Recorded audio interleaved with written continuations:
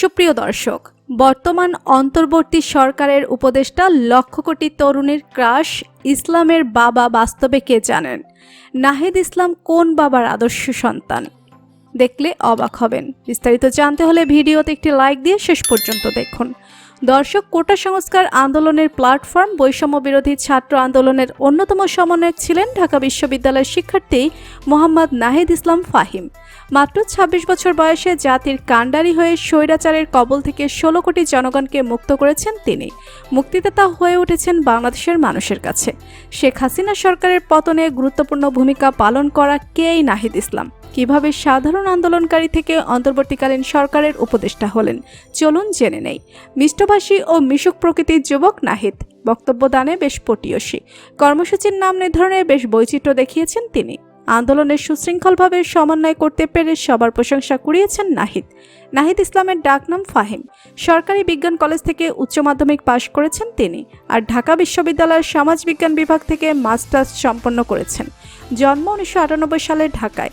মাসখানেক আগেও বাংলাদেশের হাতে গোনা কয়েকজন মানুষই জানতেন নাহিদের নাম। সেই নাহিদই এখন বিশ্বের বিভিন্ন প্রান্তে পরিচিত নাম হয়ে উঠেছেন। গত মাসে যখন কোটা বিরোধী আন্দোলন শুরু হয়েছিল, তখন প্রাথমিকভাবে নাহিদ ততটা পরিচিত মুখ ছিলেন না। কিন্তু জুলাইয়ের মাঝামাঝি সময় নাহিদকে অপহরণ করার পর থেকেই বৈষম্য বিরোধী ছাত্র আন্দোলনের এই সমন্বয়কের নাম ছড়িয়ে পড়তে থাকে।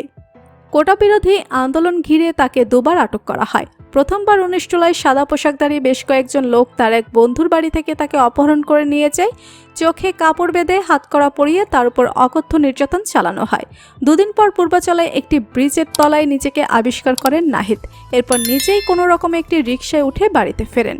দ্বিতীয়বার ২৬ জুলাই ধানমন্ডির গণস্বাস্থ্য নগর হাসপাতাল থেকে তাকে অপহরণ করা হয়। পরে স্বরাষ্ট্রমন্ত্রী ও সাবেক ডিবি প্রধান হারুন জানান, নিরাপত্তার স্বার্থে তাকে হেফাজতে নেওয়া হয়েছে। আন্দোলনকারী ছাড়াও নাহিদ ইসলামের রয়েছে রাজনৈতিক পরিচয়। তিনি গণতান্ত্রিক ছাত্রশক্তির কেন্দ্রীয় নেতা। ছাত্র অধিকার সংরক্ষণ পরিষদ থেকে বেরিয়ে ডাকসুর সাবেক সমাজসেবা সম্পাদক আক্তার হোসেনের নেতৃত্বে গড়ে তোলা হয়েছিল গণতান্ত্রিক ছাত্রশক্তি।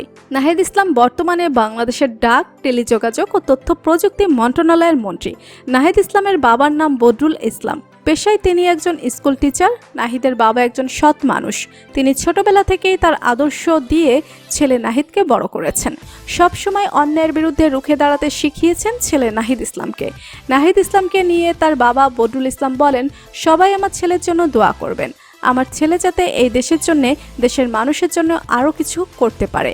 আমি সবসময় আমার ছেলের জন্য আল্লাহর কাছে দোয়া করতাম, আমার ছেলে যাতে ভবিষ্যতে ভালো কিছু করতে পারে, আমাদের জন্য, আমাদের দেশের মানুষের জন্য। আল্লাহ আমার দোয়া কবুল করেছেন। নাহিদ ইসলামের মা ঘর সামলে সন্তানদের মানুষ করেছেন। নাহিদ ইসলামের ছোট এক ভাই রয়েছে। নাহিদ বিবাহিত। তো বন্ধুরা, অন্তর্বর্তী সরকারের উপদেষ্টা নাহিদ ইসলামকে আপনাদের কেমন লাগে? নাহিদকে নিয়ে তার বাবার কথাগুলো আপনাদের কেমন লেগেছে জানিয়ে দিন কমেন্ট করে। পরবর্তী আপডেট পেতে হলে সাবস্ক্রাইব করুন আমাদের চ্যানেলটি। ধন্যবাদ।